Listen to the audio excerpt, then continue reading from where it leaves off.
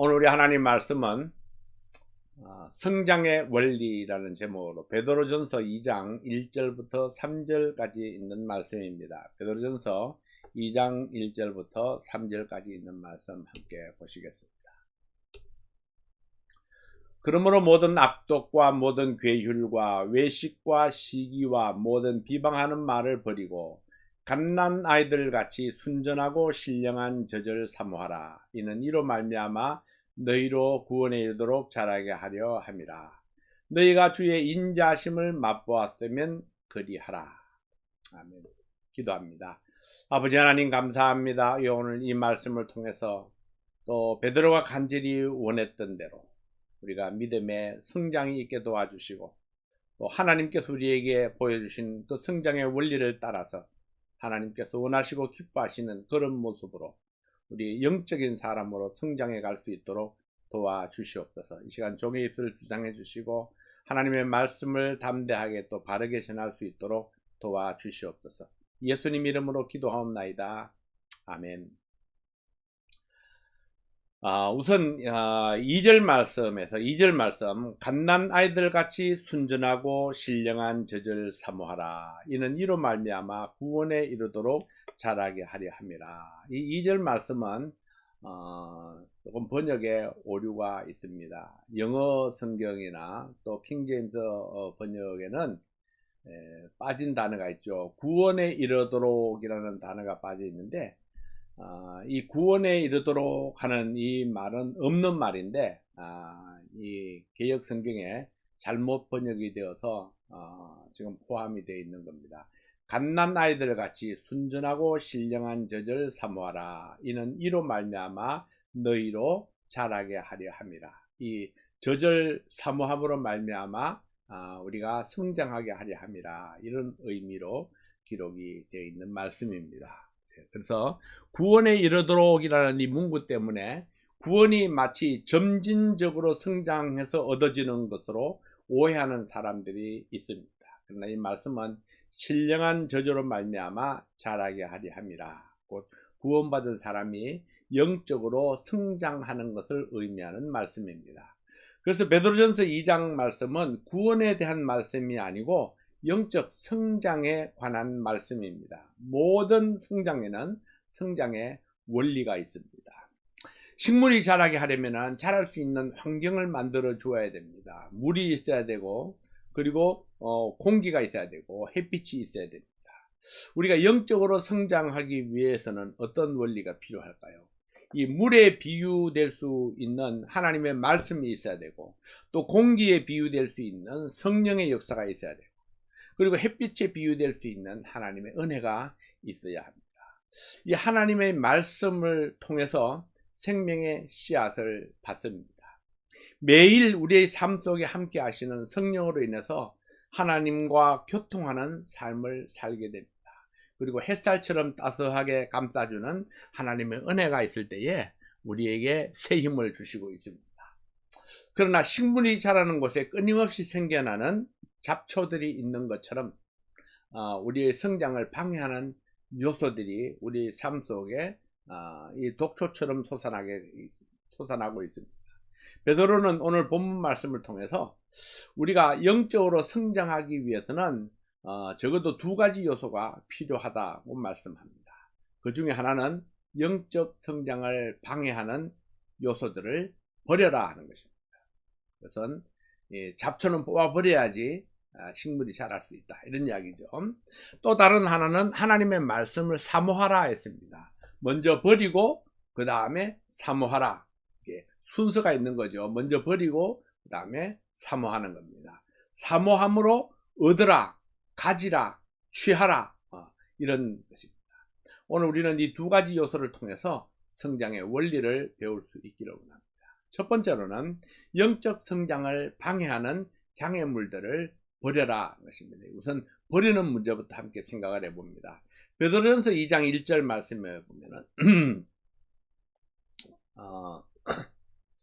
베드로전서 2장 1절 말씀에 보면은 그러므로 모든 악독과 모든 계율과 외식과 시기와 모든 비방하는 말을 버리고 이렇게 말씀을 했습니다. 그러므로라는 이 말씀은 이 접속사라는, 그러므로라는 이 접속사는 결과를 유도하는 단어입니다. 1장 마지막에 하신 말씀에 연결해서 주시는 말씀입니다. 그래서 1장을 쭉 말씀하시고 이제 그 결과로 인해서 2장 1절 말씀을 주시고 있는 거죠. 그럼 1장 마지막에 주신 말씀이 무엇입니까? 베드로전서 1장 23절부터 25절까지 있는 말씀을 다시 한번 봅니다. 너희가 거듭난 것이 썩어질 씨로 된 것이 아니요 오직 썩지 아니할 씨로 된 것이니 하나님의 살아있고 항상 있는 말씀으로 되었느니라. 그러므로 모든 육체는 풀과 같고 그 모든 영광이 풀의 꽃과 같으니 풀은 마르고 꽃은 떨어지되 오직 주의 말씀은 세세토록 있도다 하였으니 너희에게 전한 복음이 곧 이 말씀이니라. 자, 우리는 살아있는 하나님의 말씀으로 거듭났습니다. 그리하여 하나님의 영원한 생명을 받았습니다. 하나님이 주신 생명은 성장해야 합니다. 왜냐하면 살아있는 생명체는 반드시 성장하도록 창조되었기 때문입니다.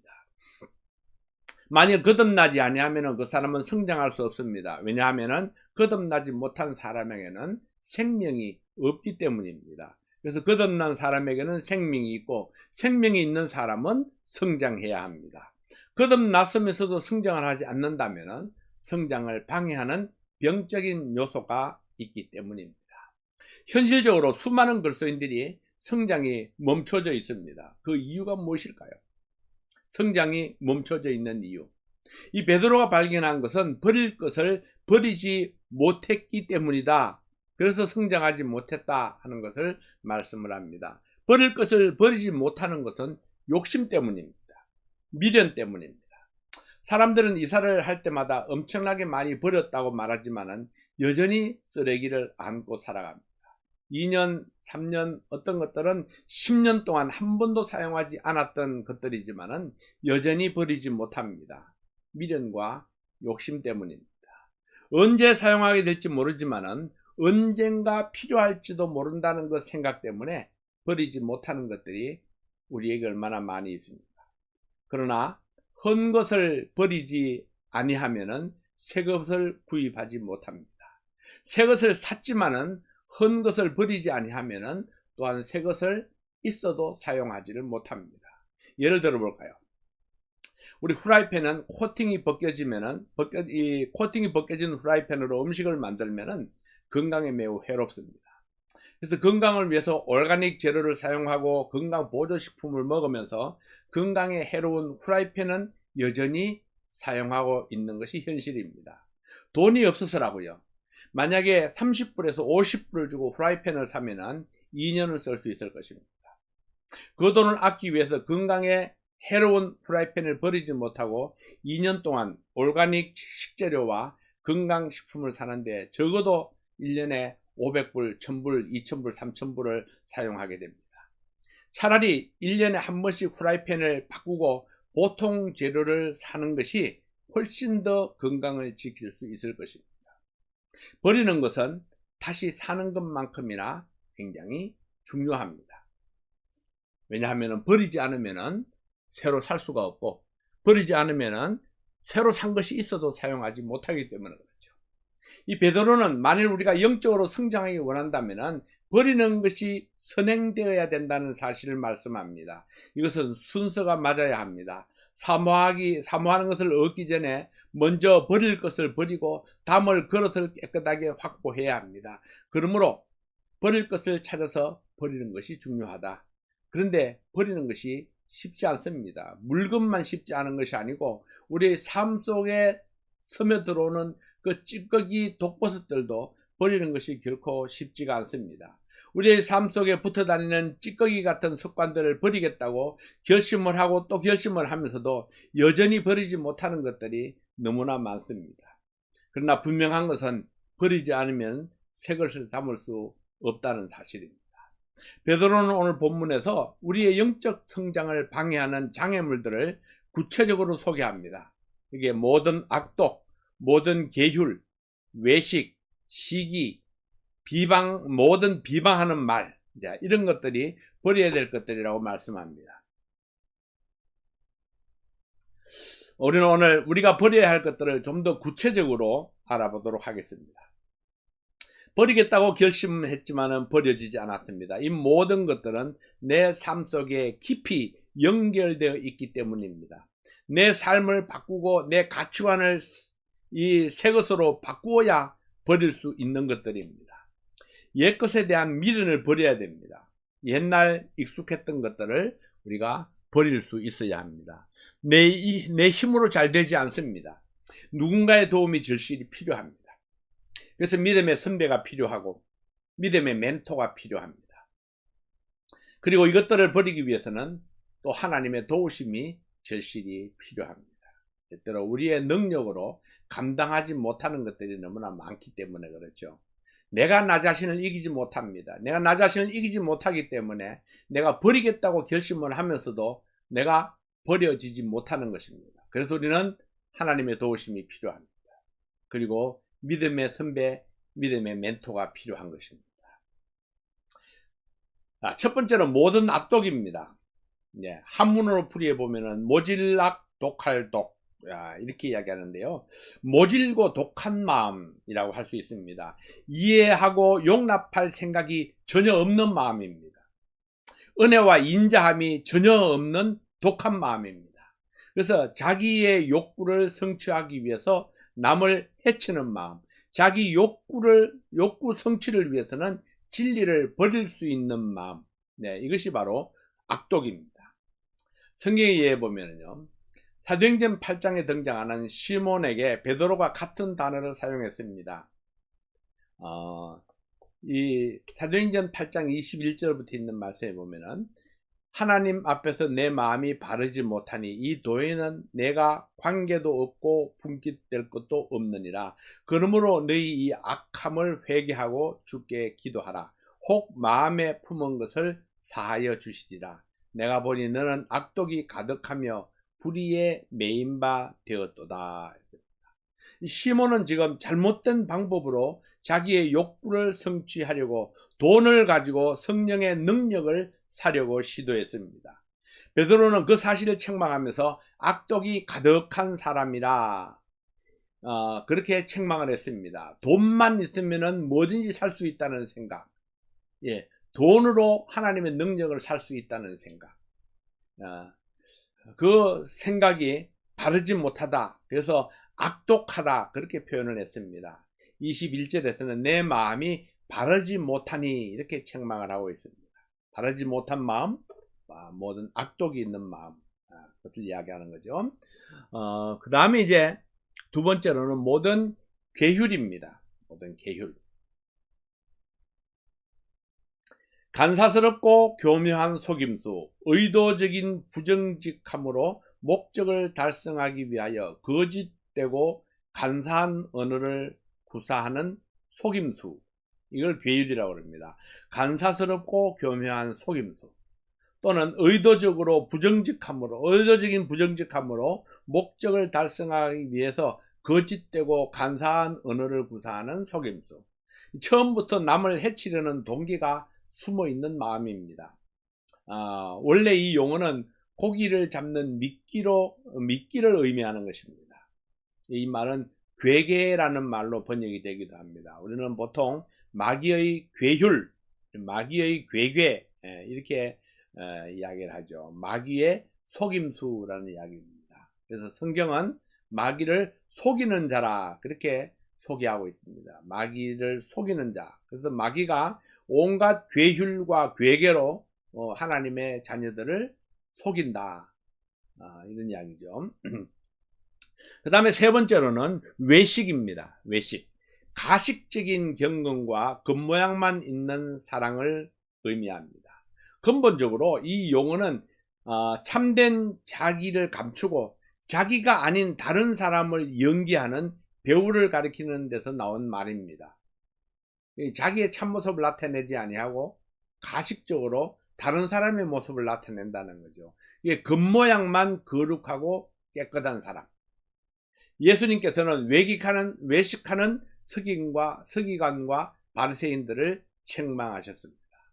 그들이 겉으로는 거룩하게 하고 말은 거룩하게 하면서 그러면서 삶은 전혀 거룩하지 못하고 죄 속에 묻혀 있는 그런 삶을 살았기 때문에 그들을 향해서 책망하면서 예수님께서는 이 외식하는 서기관과 바리새인들이여 이렇게 책망을 했었습니다. 그 다음에 네 번째로는 시기입니다. 다른 사람의 성공이나 복에 대하여 질투하고 미워하는 마음입니다. 종교적인 조직은 물론 모든 조직이 지니고 있는 그 만성적인 고질병이라고 할 수 있습니다. 그래서 시기하는 마음. 다섯 번째는 비방하는 말입니다. 비방하는 말. 의미는 다음과 같은 두 단어가 합한 말입니다. 이게 아래서라는 말과 단어와 말이라는 단어. 아래서 말. 이게 남을 헐뜯고 비웃고 헐뜯어서 하는 말이라는 뜻입니다.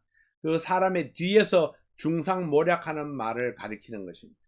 당사자 앞에서 정정당당하게 말하지 못하고 그 사람이 없는 곳에서 뒤에서 그 사람의 가치나 명예를 손상시키는 말을 하는 것이 바로 비방하는 말입니다.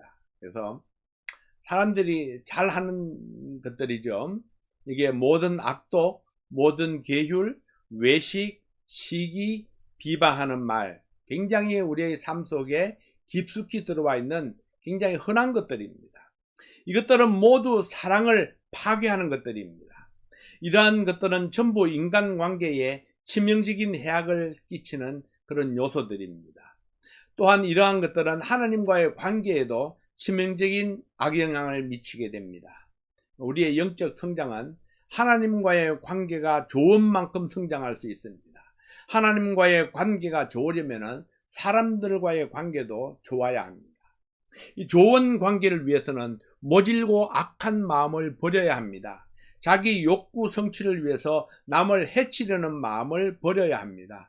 또한 자기 목적 달성을 위해서 간사스럽고 교묘한 속임수를 버려야 합니다. 자기 욕구 충족을 위해서 남을 해치려는 의도를 버려야 합니다. 가식적인 거칠에는 사람의 마음을 살 수 없고 하나님 앞에서도 자신을 세우지 못합니다. 하나님은 중심을 살피시는 분이요 겉을 보고 판단하시는 분이 아닙니다.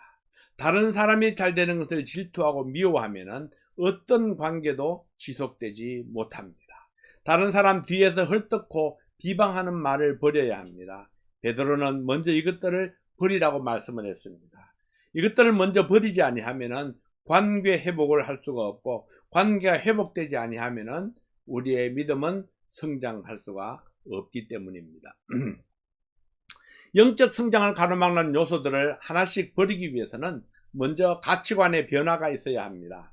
모든 악독과 계율과 외식과 시기와 비방하는 말이 하나님 앞에 죄가 되고 아무 가치가 없다는 것을 먼저 인식해야 됩니다. 깨달아야 됩니다.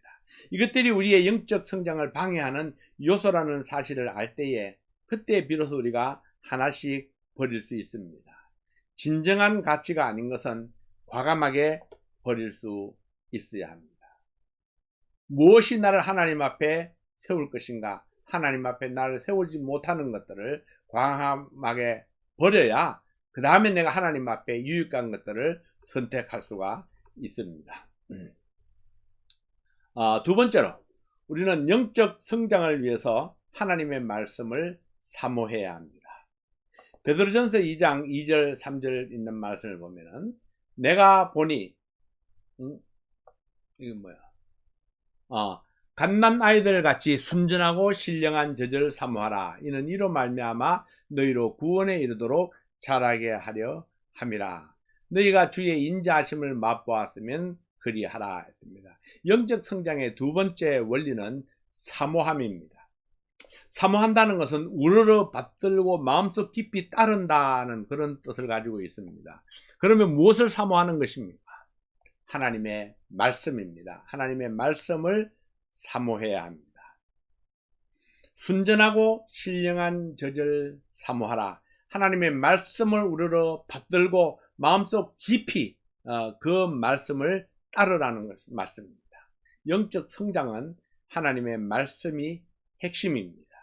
마음속에서 성장을 방해하는 요소들을 다 버리고 나면 이제 그 다음에 하나님의 말씀으로 그 마음속에 채워져야 합니다. 어떤 사람들은 영적으로 성장하기를 원한다고 말하면서 하나님의 말씀은 멀리하는 사람들이 있습니다. 이런 사람은 성장하기 원하는 마음에 진실성이 없는 사람입니다. 분명한 사실은 말씀을 무시하고 말씀을 사모하지 않고는 영적인 성장을 기대할 수가 없습니다. 자, 이로 말미암아 자라게 하려 함이라. 이는 하나님의 말씀을 사모해야 할 이유를 설명하고 있습니다. 이로 말미암아 하나님의 말씀을 사모한 결과로 말미암아 우리의 믿음은 하나님의 말씀으로 말미암아 자라게 된다는 것입니다. 영적 성장을 위해서는 장애물들을 버리는 것도 필요하지만 하나님의 말씀을 받아서 순종하는 것도 반드시 필요한 것입니다. 하나님의 말씀을 사모하는 마음이 영적 성장의 두 번째 비결입니다. 나는 분명히 구원을 받았는데도 말씀에 대한 사모함이 없다면 그 이유가 무엇일까요? 베드로전서 2장 2절 말씀에 보면 갓난 아이들 같이 순전하고 신령한 젖을 사모하라 했습니다. 갓난 아이들은 혼신의 힘을 다해서 젖을 사모하고 빨아먹습니다. 눈을 뜨지 못했을 때에도 젖을 찾아서 고개를 휘저어댑니다. 그리고 땀에 젖도록 힘을 다해서 젖을 빨아먹습니다. 젖 냄새만 맡아도 좋아합니다. 이런 아기가 입맛을 잃어버리고 젖을 거부할 때가 있습니다. 어린 아기가 입맛을 잃어버리는 경우는 두 가지 경우를 우리가 생각해 볼 수 있습니다. 첫 번째로는 병이 들었을 때 입맛을 상실합니다. 병이 들어서 몸이 아프면은 입맛을 잃어버립니다. 젖을 물려도 빨지 아니하고 울어대든지 축 늘어져 버립니다. 마찬가지로 영적으로 병이 들면은 그 증상 중 하나가 말씀에 대한 맛을 잃어버리는 것입니다. 그래서 말씀을 먹지 못하면 온갖 부작용이 나타나게 됩니다. 그 부작용들이 무엇인가요?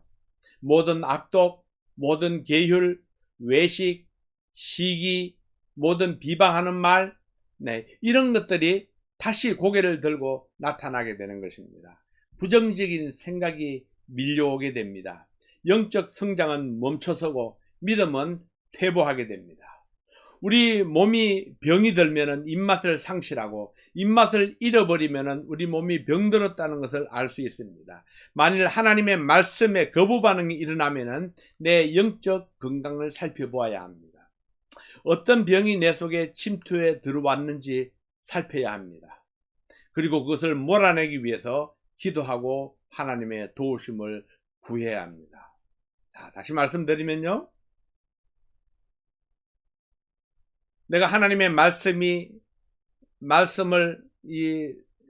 대한 입맛을 상실하고 하나님 말씀에 대한 거부 반응이 일어날 때에 그때 내가 악독이 내 속에 들어와 있는가, 괴휼이 내 속에 들어와 있는가, 내가 외식하는 사람으로 변해져 있는가, 내가 누군가를 시기하고 질투하고 있는가, 내가 누군가를 비방하고 있는가, 어떤 잘못된 것들이 내 속에 들어와서 나를 영적으로 병들게 만드는가를 내가 찾아보고 그것을 찾아내서 버려야 된다는 거죠. 다시 버리는 것으로 돌아가야 합니다. 자, 두 번째는요, 다른 것으로 채워졌을 때의 입맛을 상실합니다. 배가 다른 것으로 채워졌을 때에 아기들이 밥을 먹기 전에 군것질을 많이 하면은 밥을 먹지 못합니다. 다른 것으로 이미 배가 채워져 있기 때문입니다. 말씀에 갈급함을 느끼지 못하는 사람은 이미 다른 것으로 배가 채워져 있을 수 있습니다. 근데 그 다른 것이 세상적이고 세속적인 것이기 때문에 문제가 되는 것입니다. 하나님의 말씀보다 더 내 귀를 즐겁게 하는 것들이 내 마음을 채우면은 하나님 말씀이 들려오지 아니합니다. 옛날에 어떤 목사님은 자기 성도들에게 찬송과 외에는 1절 다른 음악을 듣지 못하게 했습니다.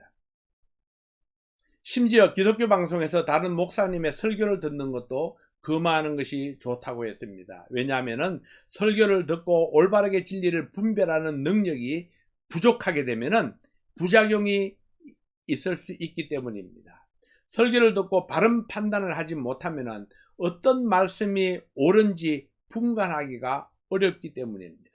서로 다른 말씀을 들었을 때에, 서로 다른 해석을 들었을 때에, 약간 다른 말씀을 들었을 때에 오해하고 물신하고 잘못된 해석을 할 수가 있습니다.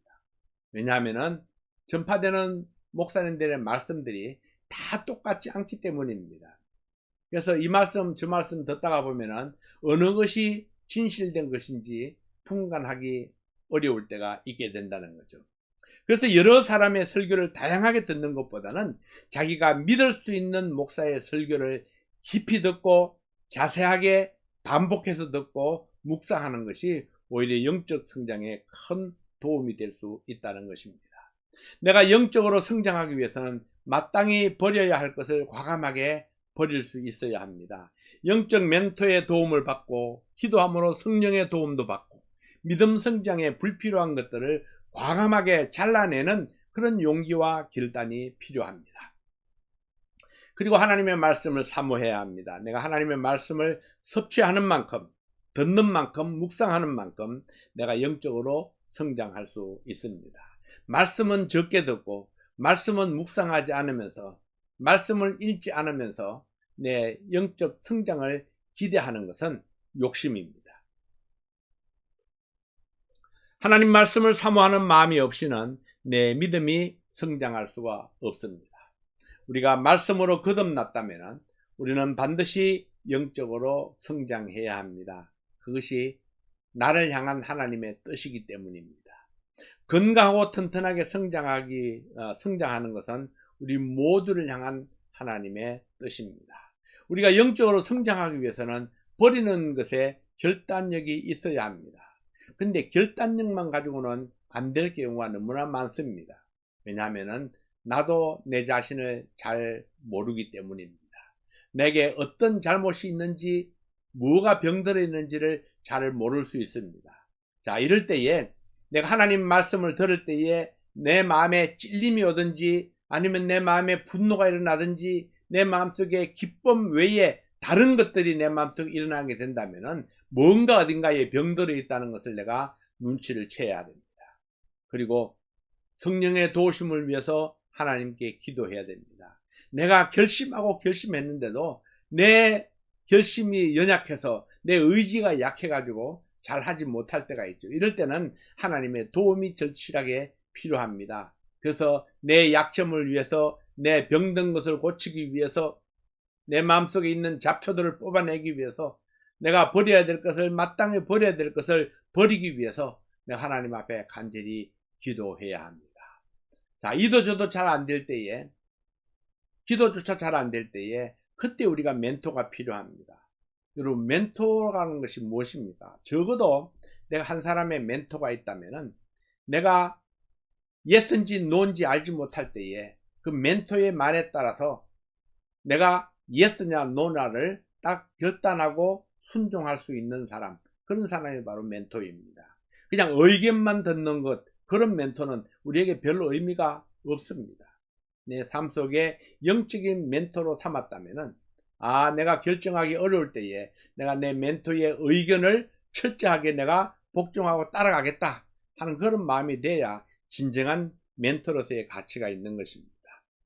자, 우리가 영적으로 성장하기 위해서는 하나님의 말씀을 사모하고 좋은 관계를 맺어가야 합니다. 하나님을 친근히 하는 마음, 날마다 하나님을 찾는 그런 마음, 그래서 하나님과 더불어 살아가는 그런 관계를 우리가 계속해서 맺어 나갈 수 있어야 됩니다. 버리는 훈련과 하나님의 말씀을 받아서 이게 순종하는 훈련, 버리는 훈련, 순종하는 훈련, 이 두 과정을 통해서 우리의 믿음이 성장하고 하나님의 기쁨이 되는 그런 우리 믿음을 가질 수가 있습니다.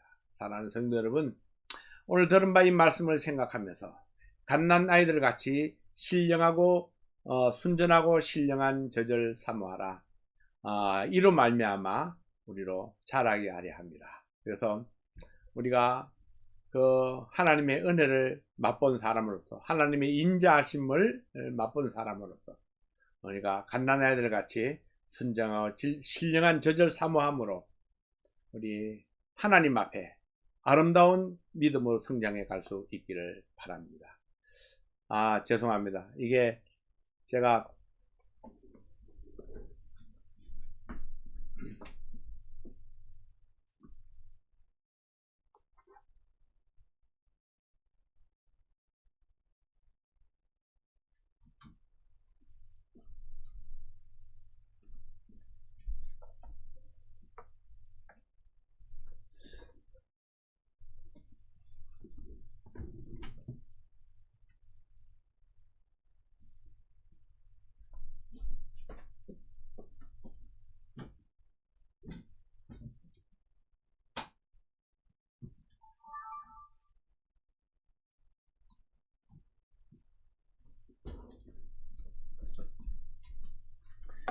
갑자기 배럴이가 떨어졌습니다. 오늘 말씀을 통해서 우리의 믿음이 다시 한번 우리 하나님 앞에 세워지는 그런 귀한 시간이 될 수 있기를 바랍니다. 기도하겠습니다. 아버지 하나님 감사합니다. 오늘도 주님께서 우리에게 주신 귀한 말씀을 통해서 우리가 다시 한번 우리의 믿음을 바르게 세울 수 있도록 도와주시옵소서. 마땅히 버려야 될 것을 과감하게 버리는 훈련을 매일매일 지속적으로 할 수 있도록 도와주시고, 그리고 또 하나님께서 주시는 진리의 말씀을 받아서 그 말씀 따라 순종하는 훈련도 지속적으로 해나갈 수 있도록 도와주십시오. 그래야 하나님께서 원하시고 기뻐하시는 믿음이 계속적으로 성장해가는 그런 우리 모든 성도들 될 수 있도록 도와주시옵소서. 예수님 이름으로 간절히 기도하옵나이다. 아멘.